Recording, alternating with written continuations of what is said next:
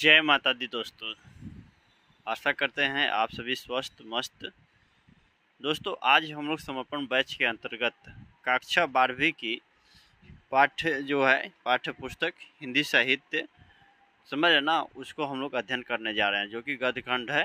समझ है ना, गद्य खंड ही ना है, गद्य खंड जयप्रकाश नारायण का जो रचित है संपूर्ण क्रांति, उसको हम लोग पढ़ने जा रहे हैं। ये अध्याय तीसरा है, बात समझ ना, तीसरा पाठ है। तो थोड़ा सा हम लोग संक्षेप जानकारी इनके बारे में थोड़ा सा हम लोग जान ले। जयप्रकाश नारायण के बारे में देखिए,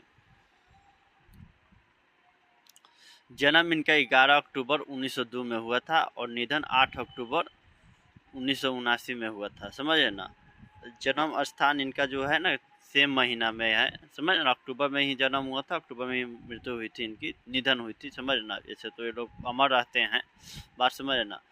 और बहुत बड़े होने पर जेपी नाम से प्रसिद्ध अपनी समझ ना जन पक्ष धारता के लिए लोकनायक के रूप में जाने जाते हैं। समझ ना, और उनके कृतियाँ बहुत सारे हैं। समझ ना, रिस्ट्रिक्शन ऑफ इंडियन पॉलिटी, कुछ कविता भी लिखे हैं, डायरी एवं निबंध भी प्रकाशित हुआ। सम्मान इनका 1965 में समाज सेवा के लिए मैगसेसे सम्मान 1998 में भारत रत्न भी दिया गया है। समझ ना, भारत रत्न समझ ना, ये तो बहुत ही इनके बारे में राष्ट्रकवि जो है रामधारी सिंह दिनकर भी बहुत कुछ लिखे हैं। जाइए उसको थोड़ा सा हम लोग जान ले। है जयप्रकाश वह नाम जिसे इतिहास समादर देता है, बढ़कर जिसके पद चिन्हों को उड़ पर अंकित कर लेता है। समझ ना, तो कुछ ऐसी बातें हैं। इन लोग की रचनाएं जो है ना अमर रहते, भारत रत्न से भी जानते हैं, लोकनायक के नाम से भी प्रसिद्ध है। तो आइए हम लोग जानते हैं, लाइन बाय लाइन पढ़ेंगे, बिल्कुल समझना, स्थान एकदम शांतिपूर्ण से इसको सुनने का समझने का प्रयत्न कीजिएगा। एक बार आप लोग पढ़ लीजिए, उसके बाद आपको लगेगा कि हाँ भैया समझ लिए। समझना, फिर भी आपको कोई दिक्कत होगा तो आप लोग निसंदेह सूचित कर सकते हैं। बात समझना, कोई हिचकिचाहट नहीं। समझे ना कि हाँ क्या है नहीं है, नहीं आता है तब ना आप लोग सीखिएगा, न आता रहता तो आप लोग भी मतलब कुछ तो करते हैं ना। बात समझ ना, थोड़ा धैर्य बना कर रखिए, समझ में आएगा।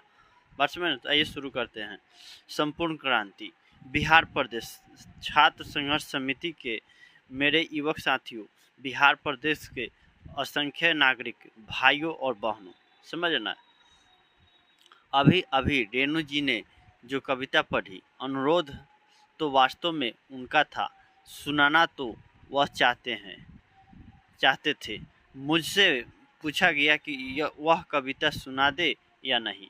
मैंने स्वीकार किया, लेकिन उसने बहुत सारी स्मृतियाँ और अभी हाल की बहुत दुखद स्मृतियाँ को जागृत कर दिया। समझ, कौन कर रहे हैं? लोकनायक जी कर रहे हैं। इससे हृदय भर उठा है। आपको शायद मालूम न होगा कि जब मैं वेलेवर अस्पताल के लिए रवाना हुआ था, तो जाते समय मद्रास में 2 दिन अपने मित्र श्री ईश्वर अय्यर ने साथ रुका था। वहाँ दिनकर जी गंगा बाबू मिलने आए थे। समझे ना, इनके से लोकनायक जी से अपने बात के बारे में, यात्रा भी अपने मतलब जीवन का जो कुछ अनुभव है, समझ ना, गद्यखंड में समझ ही रहे हैं कि किसी व्यक्ति का अलग मतलब क्या बोलते हैं, विशेष रूप का मतलब क्या बोलते हैं भैया, किसी व्यक्ति विशेष का विशेष जो क्या बोलते हैं जीवन का घटना है, उसी को स्मृति करना, प्रस्तुत करना। समझे ना, बल्कि गंगा बाबू तो साथ ही रहते थे। समझे ना, दिनकर जी बड़े प्रसन्न दिखे। उन्होंने अभी हाल की अपनी कुछ कविताएं सुनाई और मुझसे कहा कि आपने जो आंदोलन शुरू किया है, जितनी मेरी आशाएं हैं आपसे लगी थी, उन सब की पूर्ति आपके इस आंदोलन में, इस नए आह्वान में देश के तरुणों को आपने जो किया है, मैं देखता हूँ। तालियां हरगिज ना बजाइए, मेरी बात चुपचाप सुनिए। बात समझ ना, कह रहे हैं अब मेरे मुंह से आप हुंकार नहीं सुनेंगे, लेकिन जो कुछ विचार मैं आपसे कहूँगा, वे विचार हुंकारों से भरे होंगे, क्रांतिकारी वे विचार होंगे जिन पर अमल करना आसान नहीं होगा। अमल करने के लिए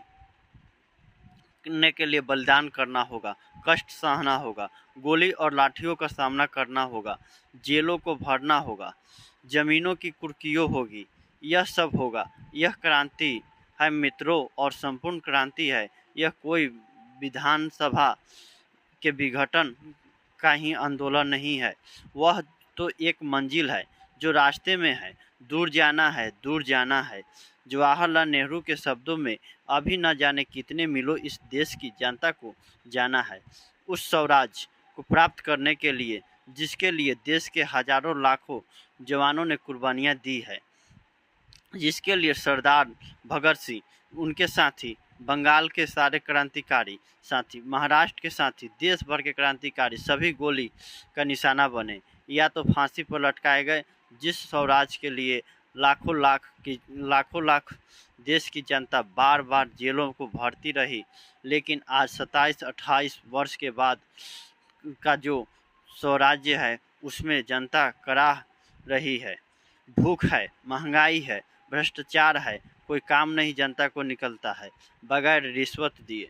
समझ ना, तो इस तरह की बात देश की जो स्थिति थी उस स्थिति को जिक्र कर रहे हैं। बात समझ ना, सरकारी दफ्तरों में, बैंक में, हर जगह टिकट लेना है, उसमें जहां भी हो रिश्वत के बगैर काम नहीं जनता का होता। समझ ना, रिश्वत पर इन्होंने ध्यान दिया है।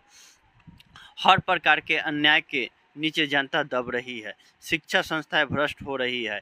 हजारों नौजवानों का भविष्य अंधेरे में पड़ा हुआ है। जीवन उनका नष्ट हो रहा है। शिक्षा दी जाती है गुलामी की शिक्षा। कैसा शिक्षा? तो गुलामी की शिक्षा। शिक्षा पाकर दर दर ठोकरों खाना नौकरी के लिए, नौकरियां मिलती ही नहीं। दिन पर दिन बेरोजगारी बढ़ती जाती है। गरीब की बेरोजगारी बढ़ती जा रही है।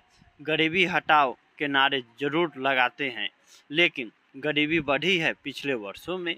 इस तरह का जिक्र कर रहे हैं कि भाई नौकरी के लिए लोग पूरा मतलब एक अच्छे मतलब एक क्या बोलते हैं, एक डिग्री लेने के बावजूद भी लोग दर दर की ठोकरें खाते हैं। कंपटीशन भाई आप लोग समझ रहे ना कितना मतलब कंपटीशन बढ़ गया है। उसके बावजूद भी लोग हायर एजुकेशन को एडॉप्ट कर ले रहे हैं, मतलब करने का उनको नौकरी नहीं मिल रही है तो उनको थोड़ा सा लगता है कि क्या, और उसके बाद बेरोजगारी दर तो हो गई है। कई राज्यों में देखिएगा कि केंद्र सरकार जो है ना, राज्य सरकार युवाओं को मतलब बहुत प्रमोट करती है। प्रमोट करने का मतलब क्या हुआ भैया, जो पढ़े लिखे हैं तो उनको कोई स्टार्टअप के लिए कुछ अनुदान सहयोग राशि देती है। समझ ना। तो मित्रों आज की चलिए यहाँ चलते हैं। तो मित्रों आज की स्थिति यह है, और इस स्थिति में वहाँ दिनकर जी ने कुछ हमें अपने शब्द सुनाए, बड़े हृदयग्राही थे। और उसी रात जब विदा हुए, उसी रात को हमारे मित्र रामनाथ जी गोयनाका इंडियन एक्सप्रेस के मालिक के घर पर वह मेहमान थे। रात को दिल का दौरा पड़ा। 3 मिनट में उनको अस्पताल पहुंचाया। गोयनाका जी ने 3 मिनट में बिलिंगडन नर्सिंग होम शायद उसे कहते हैं, सारा इंतजाम था वहाँ पर। पटना का अस्पताल तो पता नहीं 3 घंटे में भी तैयार ना हो पाता। समझ ना। तो इस तरह की बात अपना कह रहे हैं, किस तरह के हॉस्पिटल का दृश्य रहा था, वो स्थिति को बहुत तरह से जिक्र कर रहे हैं। सभी डॉक्टर सब तरह के औजार लेकर आए थे, लेकिन दिनकर जी का हार्ट फिर से जिंदा नहीं हो पाया। उसी रात उनका निधन हो गया। समझ ना, दिनकर जी के बारे में कह रहे हैं कि इनका निधन कैसे हो गया भैया। समझ ना। इसके बाद हम लोग दिनकर जी के भी कहानी को पढ़ेंगे, अर्धनारीश्वर। समझ ना। ऐसी चोट लगी उनकी यह कविता सुन के, उनका वह सुंदर सौम्य जोशीला चेहरा याद आ गया। आज लगता है हमारे 2 मित्रों की कितनी कमी है। आज भाई बेनीपुरी, समझ ना, रामवृक्ष बेनीपुरी, समझ, कलम के जादूगर के नाम से जाना जाता है, शायद मैं सही हूँ तो। बेनीपुरी जी होते, उनकी लेखनी में जो ताकत थी, आज के जुलूस का, आज की इस सभा का जो वर्णन वह देते, एक एक शब्दों में अंगार होते। आज दिनकर जी की जो कविता लिखते हैं, नए भारत के नव निर्माण के लिए, जो देश के युवकों और छात्रों और देश के साधारण व्यक्तियों, नर नारियों के द्वारा आज से हो रहा है शुरू प्रारंभ हो गया है। वह कविता शायद इस नवीन क्रांति का एक अमर साहित्य बन जाती, लेकिन आज दोनों ही नहीं, न दिनकर जी हैं न बेनीपुरी जी, समझ रहे ना, बहुत ही मतलब इस संपूर्ण क्रांति के मतलब क्या बोलते हैं, लोकनायक जयप्रकाश नारायण जी किनको याद कर रहे हैं, राम वृक्ष बेनीपुरी और रामधारी सिंह दिनकर के बारे में बता रहे हैं, और लोग कैसे उनको लोग कमी को महसूस कर रहे हैं, समझ रहे ना। चलिए अगले मतलब चलते हैं। यहाँ तक लोग समझ में है ना कि किस तरह के अस्पताल का जिक्र कर रहे हैं और किस तरह याद कर रहे हैं। तो मित्रों, ये स्मृतियाँ जगी है और इनका भार हृदय पर है, समझ रहे ना। मैं तो थक गया हूँ, लेकिन आज बड़ी भारी जिम्मेदारी में हमारे कंधों पर आई है, और मैंने इस जिम्मेदारी का अपनी तरफ से मांग करके नहीं लिया है। तरुणों से, छात्रों से बराबर कहता रहा हूँ। जब पहला हमने आह्वान किया था यूथ फॉर डेमोक्रेसी का, समझ रहे ना, कौन किए थे भैया, लोकनायक जी का, लोकतंत्र में युवकों का क्या रोल है, यह हमने जो बताया था उसमें लिखा था, और उसके बाद बराबर कहता रहा हूँ। संचालन समिति में बहस करता रहा हूँ। हम बूढ़े हो गए, हमारी सलाह ले लीजिए। हम दूसरी पीढ़ी के हो गए हैं, आप नई पीढ़ी के लोग हैं। देश का भविष्य आपके हाथों में है। उत्साह है आपके अंदर, शक्ति है आपके अंदर, जवानी है आपके अंदर। आप नेता बनिए, समझ ना। यूथ फॉर किसके बारे क्या कर रहे हैं भैया, यूथ फॉर डेमोक्रेसी, युवाओं के लिए कर रहे हैं, युवा के बारे में पूरा कर रहे हैं, समझ ना। नेता बनने के लिए जागृत कर रहे हैं, समझ रहे, जागरूकता फैला रहे हैं। मैं आपको सलाह दूंगा। तो छात्रों ने कहा, जयप्रकाश जी, मार्गदर्शन से काम नहीं चलेगा, आपको नेतृत्व स्वीकार करना पड़ेगा। एक होता है भैया कि आप किसी को सलाह बता दिए, और एक होता है आप उनके आगे आगे नेतृत्व करते हुए आगे बढ़े, समझे ना। तो दोनों में बहुत सारा अंतर होता है। वे कहे कि जयप्रकाश जी, मार्गदर्शन से काम नहीं चलेगा, आपको नेतृत्व स्वीकारना पड़ेगा। मैं टालता रहा, लेकिन अंत में बेलोर जाते समय मैंने उनके आग्रह को स्वीकार करते समय मैंने अनुभव किया कि अपनी अयोग्यता का और नम्रता पूर्वक यह स्वीकार किया। परंतु छात्रों से भी, आप सबसे भी यह अनुरोध है कि नाम के लिए मुझे नेता नहीं बनना। मुझे सामने खड़ा करके और कोई हमें डिक्टेट करे पीछे से कि क्या करना है जयप्रकाश नारायण तुम्हें, तो इस नेतृत्व को कल मैं छोड़ देना चाहूँगा। समझ ना, क्या मतलब किसको मतलब नेतृत्व कर रहे हैं तो भाई अपने हिसाब से करूँगा, क्या उचित है बात, समझ ना। डिक्टेट करे कि हाँ भाई तुम्हें क्या करना है नहीं करना, तो कह रहा है कि इसे तो छोड़ दूंगा, त्याग दूंगा। मैं सबकी सलाह लूँगा, बात समझे ना।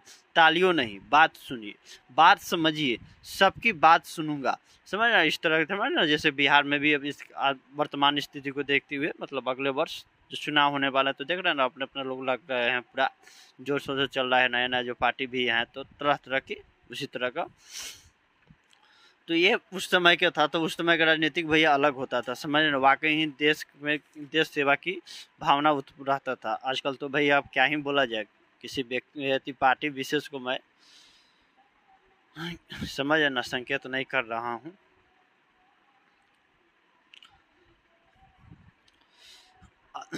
समय उनके बहस करूँगा, समझूंगा, और अधिक से अधिक उनकी बात मैं स्वीकार करूँगा, आपकी बात स्वीकार करूँगा, जन संघर्ष समितियों की, लेकिन फैसला मेरा होगा।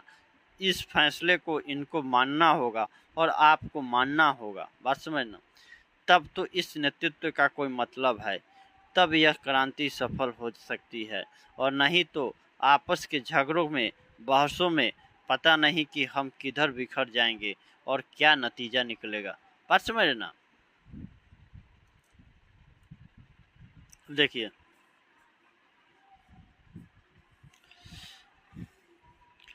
बहुत दिनों से सार्वजनिक जीवन में हूँ, बात समझना। 1921 में जनवरी के महीने में इसी पटना कॉलेज में, समझना, आईएससी का विद्यार्थी, आईएससी का इंटर का विद्यार्थी था हमारे साथ, समझ ना, हमारे निकट के साथी थे। वे सब छात्रवृत्ति पाने वाले थे, समझ ना, स्कॉलरशिप के अंतर्गत पढ़ रहे थे। मुझे भी छात्रवृत्ति मिलती थी। सब अव्वल दर्ज के क्रीम के थे उस समय के विद्यार्थियों में, और हम सब ने एक साथ गांधी जी का आह्वान पर असहयोग किया। असहयोग करने के बाद करीब 1.5 वर्ष में यूं नहीं मेरा जीवन बीता, समझ ना, इसी तरह बीत गया। चूंकि मैं साइंस का विद्यार्थी था, ये साइंस के विद्यार्थी थे, कौन थे भैया, लोकनायक जी। तो राजेंद्र बाबू के सचिव या मंत्री या मित्र या जो कहिए मथुरा बाबू, उनके जमाता बाबू फूलदेव सहाय वर्मा थे। उनके पास भेज दिया गया कि फूलदेव बाबू के साथ रहो और उनकी लेबोरेटरी में, उनकी प्रयोगशाला में कुछ प्रयोग करो और उनसे कुछ सीखो। बात समझ ना।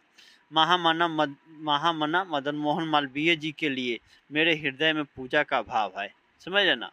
परंतु हिंदू विश्वविद्यालय में भी दाखिल होने के लिए मैं तैयार नहीं था, वे जो बनारस में है BHU, नहीं था, क्योंकि सरकारी रुपया, सरकारी एड मदद विद्यालय को मिलती थी, समझे ना। स्वतंत्र नहीं था, वह पूर्ण रूप से राष्ट्रीय विद्यालय नहीं था। तो मैं किसी विद्यालय में नहीं गया। बिहार विद्यापीठ में मैंने परीक्षा दी, ISC की, जो कि यहाँ पर बिहार विद्यापीठ जो बिहार में है भैया, समझे ना, पटना के पास। पास तो करना ही था, पास कर गया। उसके बाद बचपन में जब हाई स्कूल में था, मैंने स्वामी सत्यदेव के भाषण सुने थे अमेरिका के बारे में। कोई धनी घर का नहीं हूँ, थोड़ी सी खेती और पिताजी नहर विभाग में जिलादार, बाद में रेवेन्यू असिस्टेंट हुए, नॉन गैजेट ऑफिसर से।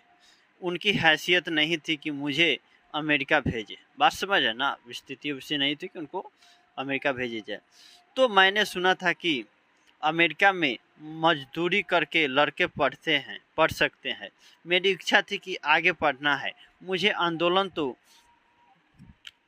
तो गिराव पर आ गया है, समझे ना, चढ़ाव पर था, उतर चुका है। इस बीच अमेरिका से कुछ शिक्षा प्राप्त करके आ जाऊं, इसलिए अमेरिका गया, समझे ना। अमेरिका गया। कुछ लोग हैं जो हमारे पता नहीं कि उन्हें किस नाम से, समझे ना, किस नाम से पुकारो। मुझे आज वर्षों से गालियां देते रहे हैं। बात समझ ना भाई। अब एक बार नेतृत्व कर रहा है, उसको छोड़कर कहीं चल जाइएगा तो नेता अभिनेता को तो गाली सुनना ही पड़ता है। लोग उनकी निंदा करते हैं, उपहास उड़ाते हैं, आलोचनाएं उनको होती है, समझे ना।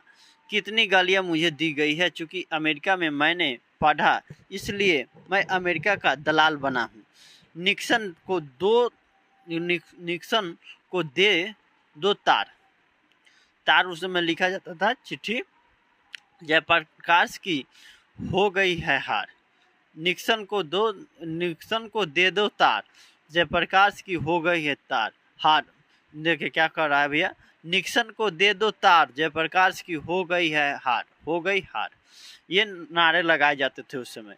मित्रों, अमेरिका में बागानों में मैंने काम किया, समझे ना, कारखानों में काम किया, लोहे के कारखानों में जहाँ जानवर मारे जाते हैं, समझ ना, वहाँ पर काम किया। उन कारखानों में काम किया। जब यूनिवर्सिटी में पढ़ता था, छुट्टियों में काम करके इतना कमा लेता था कि कुछ खाना हम 3-4 विद्यार्थी मिलकर बनाते थे, समझ ना भैया। और सस्ते में हम लोग खा पी लेते थे। एक कोठरी में घर होता है, समझ, एक कोठरी में कई आदमी मिल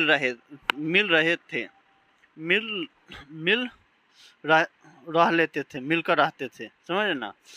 रुपया बचा लेते थे, कुछ कपड़े खरीदने कुछ फीस के लिए। बात समझ ना, काम उम करके पैसा भी बच जाता था भैया, समझ ना। बाहर में रह रहे तो आपको रहने का सुविधा हो गया, और पढ़ने का तो उसका तो समझिए कि लगभग आपका मतलब 90% आपका काम हो गया, समझिए ना।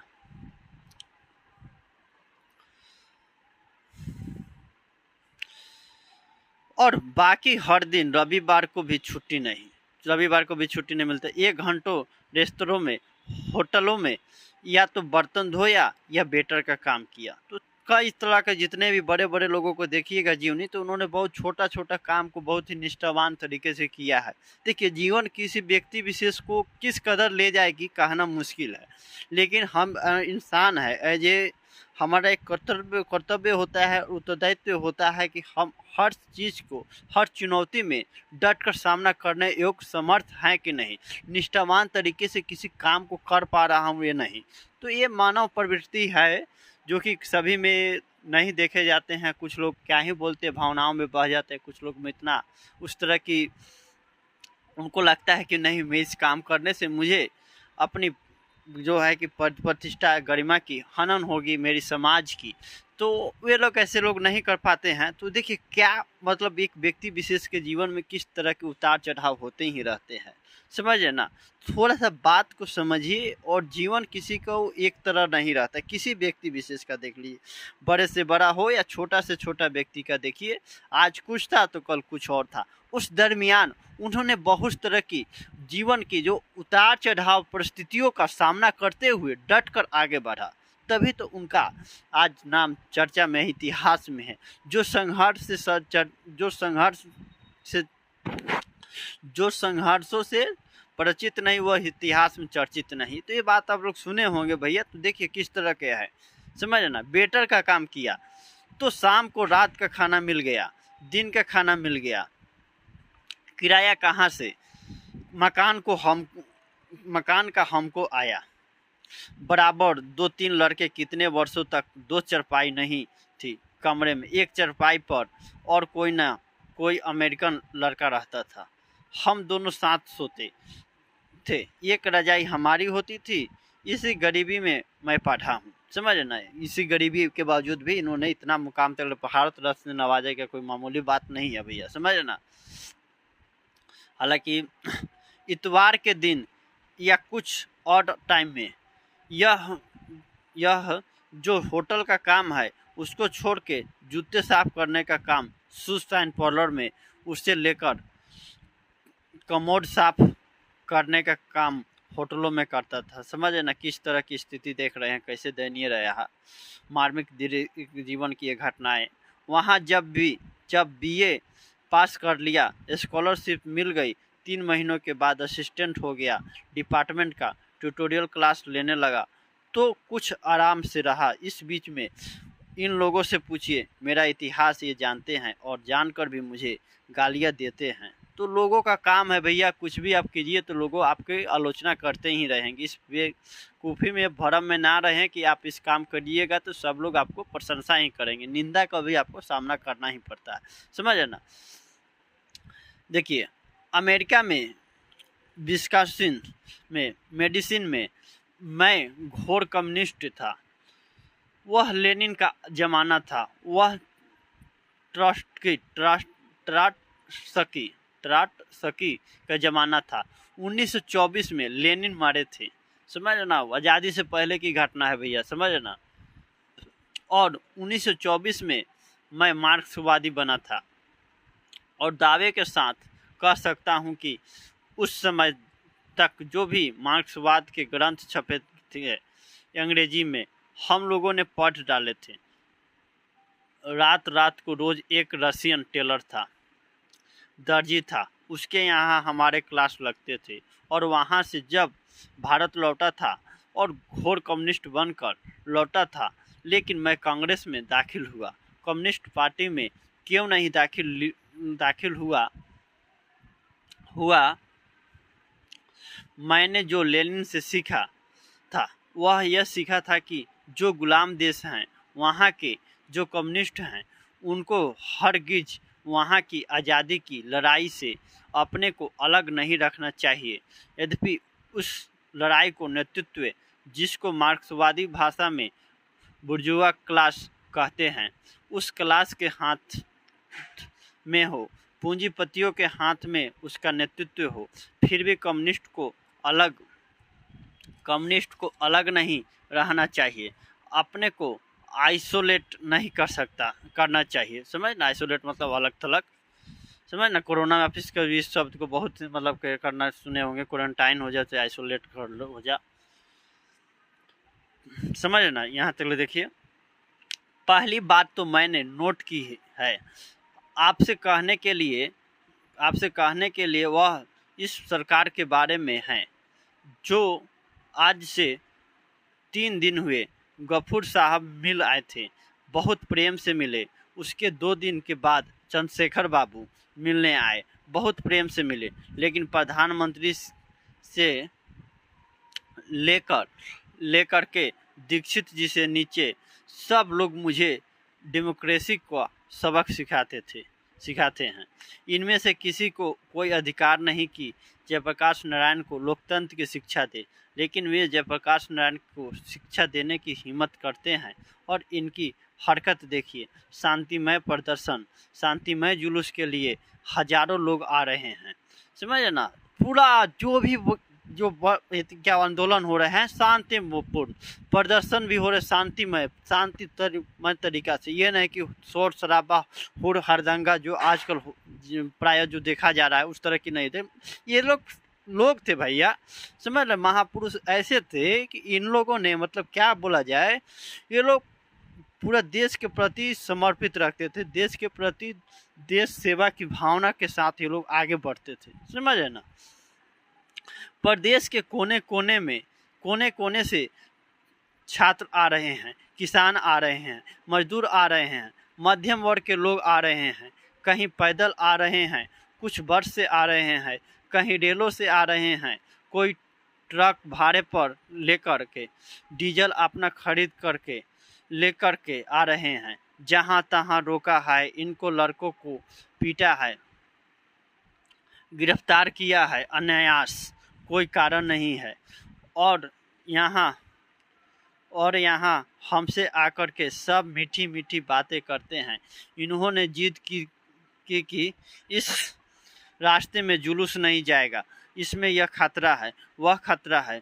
मुझे कोई खतरा दिखाई नहीं दिया, लेकिन जब उन्होंने कहा कि शायद जेल तोड़ने की कोशिश हो रहा हो और शायद उन्हें गोली चलानी पड़े, तो मैंने कहा इसकी जिम्मेदारी मैं नहीं लेता हूँ, समझे ना। गोली की जब बात चलाने की बारी आई तो कह रहे इसकी जिम्मेदारी मैं नहीं लूँगा, बात समझ रहे ना।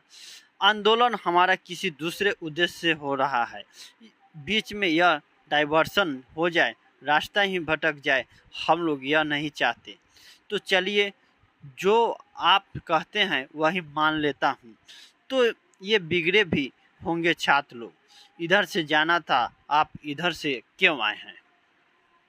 हालांकि वे उन लड़कों को ले आए और एक दूसरी बिल्डिंग में खड़ा करके, जो लड़के हमारी छात्र संघर्ष समिति के वहाँ जेल में हैं, उनको जुलूस दिखाने के लिए ले आओ। मैं नहीं जानता हूँ कि अंग्रेजी सरकार के ज़माने में भी इस प्रकार का व्यवहार कभी हुआ हो। लोग रेलों से उतार दिए गए, बसों से उतार दिए गए, टिकट था उनके पास, बेटिकट लोग थे, उनको उतार दिया अलग। मुजफ्फरपुर की रिपोर्ट आपने अखबारों में पढ़ी होगी, सारे डिवीज़न में क्या क्या नहीं हुआ। शर्म नहीं आती इन लोगों को। डेमोक्रेसी को बात करते हैं। लोकतंत्र में, डेमोक्रेसी में जनता को अधिकार नहीं है कि जहां भी चाहे शांतिपूर्ण सभा करे अपनी, जहां भी चाहे शांतिपूर्ण प्रदर्शन करे। वे राज्यपाल के यहाँ जाना तो लाखों की तादाद में जाएं, असेंबली के सामने जाएं, उनको पूरा अधिकार है, हिंसा करे कोई तो दूसरी बात है। हमसे मिलने आए पुलिस के उच्च अधिकारी ने कहा, बड़े उच्च अधिकारी कहा नाम लेना, समझ रहे। तो तरह तरह के बात जिक्र कर रहे हैं कि क्या मतलब किसी के डेमोक्रेसी की बात करते हैं, इस तरह के उनको अधिकार नहीं है कि इससे वंचित किया जा रहा है। तमाम तरह की बातों को प्रश्नवाचक समझ रहे, प्रश्न कर रहे हैं, बातों पर, सवालों पर ये प्रश्न कर रहे हैं, समझे ना। तो यही बात कि हमसे मिलने आए पुलिस के एक उच्च अधिकारी ने कहा, बड़े उच्च अधिकारी से कहा नाम लेना। तो देखिए, यहाँ ठीक नहीं होगा कि मैंने दीक्षित जी के मुंह से सुना कि जयप्रकाश नारायण नहीं होते तो बिहार जल गया होता, समझे ना। कह रहे हैं कि जयप्रकाश नारायण नहीं होते तो बिहार जल गया होता, समझ ना, दीक्षित जी के मुंह से। जब जयप्रकाश नारायण के बारे में ऐसा आप सोचते हैं तो जयप्रकाश नारायण के लिए यह सारा क्यों होता है। तो उनके नेतृत्व में यह प्रदर्शन और यह सभा होने वाली है। क्यों लोगों को रोकते हैं आप? जनता से घबराते हैं आप? जनता के आप प्रतिनिधि हैं। किसकी तरफ से शासन करने बैठे हैं आप? आपकी हिम्मत की लोगों को पटना आने से रोक ले। तो ये तमाम तरह की बात कर रहे हैं, चुनौतियों दे रहे हैं। उनकी राजधानी है, आपकी राजधानी है, पुलिस वालों का देश है, यह जनता का देश है। डूब जाना चाहिए इन लोगों को। ऐसी नीचता का व्यवहार। बहुत कठोर शब्द का प्रयोग कर रहा हूँ मैं, कठोर शब्द का प्रयोग नहीं करता, लेकिन यह नीचता का व्यवहार है। अगर कोई डेमोक्रेसी का दुश्मन है तो वे लोग दुश्मन हैं जो जनता के शांतिमय कार्यक्रमों में बाधा डालते हैं, उनकी गिरफ्तारियों करते हैं, उन पर लाठी चलाते हैं, गोलियां चलाते हैं। यह डेमोक्रेसी है? इस पर मतलब तरह तरह के बातों का समझे ना, एक एक पक्ष को रख रहे हैं, क्वेश्चन मार्क कर रहे हैं, प्रश्नवाचक चिन्ह समझ ना उभार रहे हैं। इससे बदलना चाहती है जनता। जयप्रकाश नारायण छात्र युवक, क्योंकि जो भी आंदोलन इस देश में आज उठेगा उसका नेता युवक रहेगा, छात्र रहेगा, इसमें कोई संदेह नहीं है हमको। मित्रों, एक बात तो यह कहनी थी, मैं जानता हूं कि डॉक्टर रहमान यहाँ बैठे होंगे तो वे कुछ चिंता में पड़े होंगे कि इस जोर से बोलने का असर मेरे हृदय पर बुरा होगा।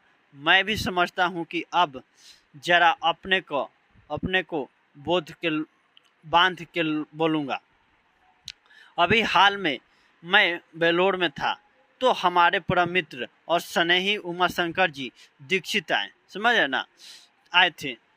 उन्होंने मेरे संबंध में कुछ अच्छी बातें कही, साथ साथ कई प्रश्न उन्होंने उठाया। मेरा उनका बहुत पुराना संबंध है। 32-33 का आंदोलन जो चला था उसमें वह अंडरग्राउंड बम्बई में वह रहते ही थे अंडरग्राउंड नेता। और सदानंद जी ने जो फ्री प्रेस के मालिक भी थे, उसकी स्थापना की थी। उन्होंने उनको ब्रेन ऑफ बॉम्बे कहा था, समझ रहे ना, बॉम्बे का मास्टिक। मुझे भी कोई बड़ी पदवी दी थी, पर मैं अपनी प्रशंसा नहीं करूंगा। उस समय दीक्षित जी से हमारा परिचय और हमारी घनिष्ठता मित्रता हुई। और अंडरग्राउंड जमाने की जो मित्रता होती है वह ठोस होती है। चाहे हम कहीं रहे वहाँ वह कहीं रहे, ठोस रहती है। उसके बाद हम एक दूसरे के मित्र आज बने हुए हैं। कुछ ऐसे मित्र हैं जिनके भाव अच्छे हैं। हमारे पुराने मित्र जो सोशलिस्ट पार्टी में थे, जो नहीं भी थे, चाहते हैं कि जयप्रकाश नारायण और इंदिरा जी में कुछ मेल मिलाप हो। तो मित्रों, मेरा किसी व्यक्ति से झगड़ा नहीं, चाहे वे इंदिरा जी हो या कोई हो। हमें तो नीतियों से झगड़ा है, किसी व्यक्ति विशेष से झगड़ा नहीं, हमें व्यक्ति की नीतियों से झगड़ा। देखिए कितनी बड़ी बात का जिक्र किया गया है, समझे ना।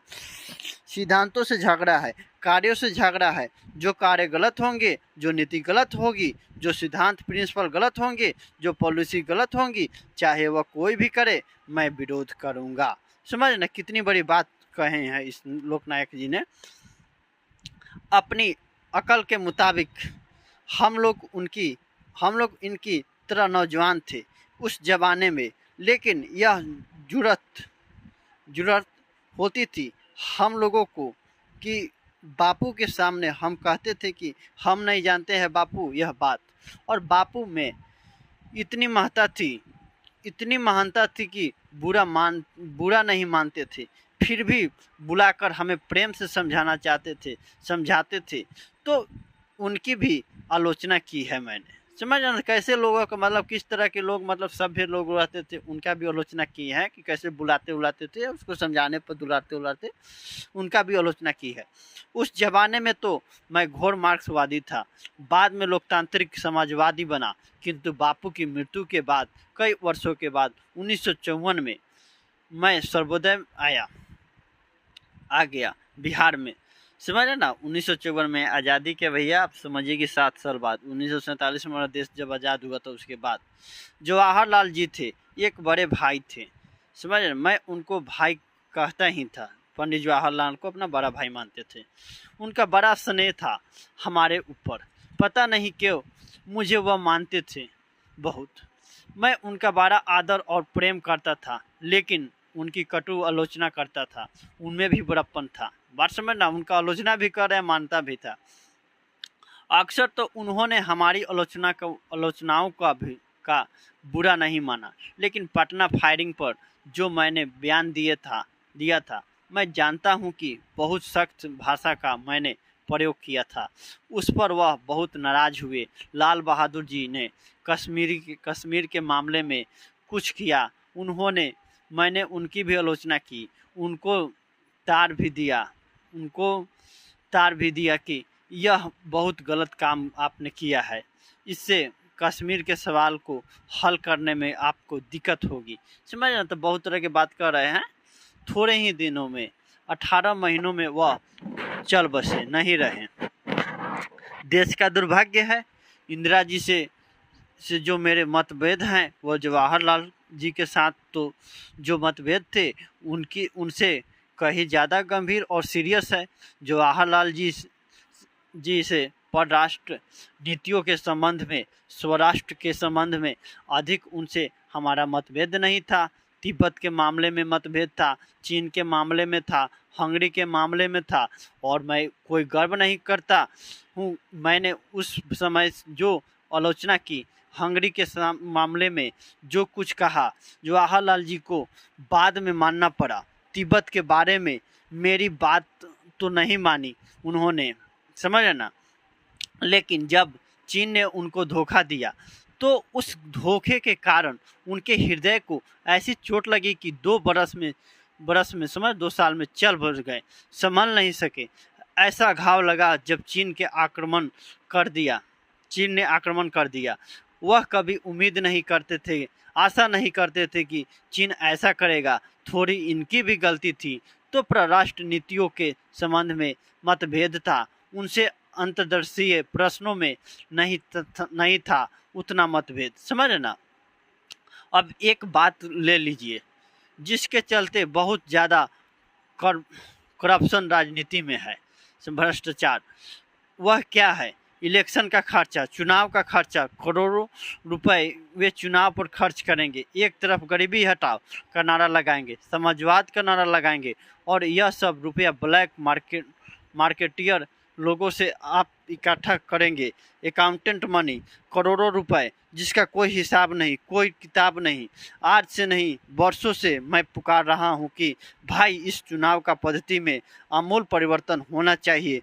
चुनाव का खर्च कम करना चाहिए। अगर चाहते हैं कि आप कि गरीब उम्मीदवार खड़ा हो सके, मजदूर उम्मीदवार खड़ा हो सके, किसान उम्मीदवार खड़ा हो सके, गरीब पार्टी का है वह अपने उम्मीदवार खड़ा कर सके। सुनता है कोई? नहीं कोई सुनता है। बात समझ ना। तो गरीबी उरीबी के बारे में भी जिक्र किए हैं, कैसा होना चाहिए, समझ। प्रेस रिपोर्टों से पता चलता है कि इस आंदोलन के द्वारा मैं दल विहीन लोकतंत्र की स्थापना करना चाहता हूं। दल विहीन लोकतंत्र सर्वोदय विचार का मुख्य राजनीतिक सिद्धांत है, और उस विचार का प्रचार पिछले वर्ष में मैं करता रहा हूं, और ग्राम सभाओं के आधार पर दल विहीन प्रतिनिधित्व स्थापित हो सके, इसका प्रयत्न भी करता रहा हूं। परंतु वर्तमान आंदोलन के संदर्भ में मैंने दल विहीन लोकतंत्र का जिक्र कतई नहीं किया है। फिर भी मेरे पुराने विचार को लेकर जनता में, विशेषकर बुद्धिजीवियों में काफ़ी भ्रम फैलाया गया है। केवल अपने कम्युनिस्ट भाइयों के भ्रामक प्रचार की सफाई के लिए इतना ही कहूँगा कि दल विहीन लोकतंत्र जो मार्क्सवाद था, लेनिनवाद के मूल्यों उद्देश्यों में से है, यद्यपि वह राज्य उद्देश्य दूर का है। मार्क्सवाद के अनुसार समाज जैसे जैसे साम्यवाद की ओर बढ़ता जाएगा, वैसे वैसे राज्य स्टेट का क्षय होता जाएगा। अंत में एक स्टेटलेस सोसाइटी कायम होगी। वह समाज अवश्य लोकतांत्रिक होगा, बल्कि थोड़ा सा भैया ये समझ है ना, ये बहुत बड़ा है, थोड़ा सा आपको लग रहा होगा कि भी कितना समय ले रहे हैं, तो कोई नहीं, लाइन बाय लाइन हमको पढ़ना है। उसी समाज में लोकतंत्र का सच्चा स्वरूप प्रकट होगा और वह लोकतंत्र निश्चय ही दल विहीन होगा। जब स्टेटलेस सोसाइटी शासन मुक्त समाज बनता जाता है तो वह शायद ही दल युक्त होगा। आश्चर्य है कि मित्रों है कि कम्युनिस्ट बंधुओं को अपने इस मूल सिद्धांत का विस्मरण हो गया है। जहां तक वर्तमान आंदोलन का प्रश्न है, मेरी या अन्य किसी की, न छात्रों की, न विपक्षी राजनीतिक दलों की, न सर्वोदय सेवकों की यह कल्पना है कि इसमें से दल विहीन लोकतंत्र पैदा होगा। विधानसभा का विघटन हो जाएगा तो 6 महीने या वर्ष भर में फिर चुनाव होंगे, जो वर्तमान कानून या चुनाव प्रणाली के अनुसार होंगे। विधानसभा के विघटन से संभावना तो यही है कि वर्तमान कानून तथा नियम आदि के अंतर्गत ही पुनर्निर्वाचन होगा। इसलिए प्रश्न उठता है, जैसा कि पिछले सप्ताहों में कई बार भी उठा है, कि इस हालत में विधानसभा के विघटन से क्या लाभ होगा। मुझे खेद है कि इसका उत्तर पिछले दिनों मैंने बार बार दिया है, पर उसको समझने की कोशिश थोड़े ही लोगों ने की है। इसलिए बार बार मुझसे यह सवाल होता है कि जयप्रकाश नारायण वर्तमान चुनाव पद्धति और विधानसभा के चुनावों का कौन सा विकल्प पेश कर रहे हैं।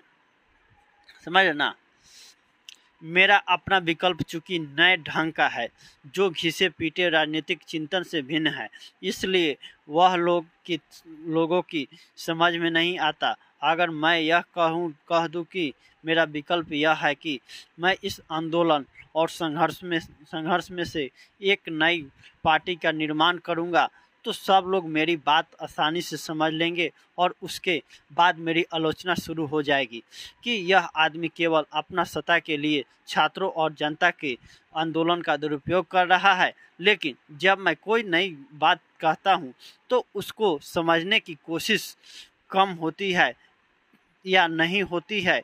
तो क्या है मेरा कहना संक्षेप में यह है कि आज की परिस्थिति में आम मतदाता को केवल इतना ही अधिकार प्राप्त है कि वह चुनाव में अपना मतदान करे, परंतु मतदान प्रक्रिया न तो स्वच्छ और स्वतंत्र होती है, न उम्मीदवारों के चयन में मतदाताओं का हाथ होता है, और न चुनाव के बाद अपने प्रतिनिधियों पर उनका कोई अंकुश ही रहता है।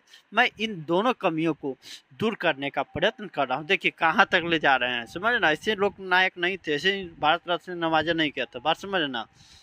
अपना देश पिछड़ा हुआ है, इसलिए बावजूद इसके कि हमने लोकतंत्र की स्थापना की है। विकसित देशों की लोकतांत्रिक समाज में जो प्रतिभावी शक्तियों यानी परस्पर एक दूसरे को प्रभावित करने वाली शक्तियों होती है, जनमत का जो प्रबल प्रभाव प्रतिनिधियों पर निरंतर पड़ता है, जो स्वतंत्र और साहसी प्रेस पत्रिकाओं के रोल होते हैं, शिक्षित समुदाय का जो वैचारिक और नैतिक असर होता है, इस सारे इंफ्रास्ट्रक्चर का यानी जनता और शासन के बीच की संरचना का यहाँ नितांत भाव।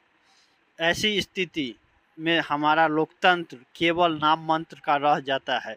इस पूरी अंतरिम संरचना का इंफ्रास्ट्रक्चर का निर्माण तो एक दिन में नहीं हो सकता, परंतु उसके अभाव में आम जनता या मतदाता मतदान के सिवाय कोई भी पार्ट अदा नहीं कर सकता, जिसके परिणाम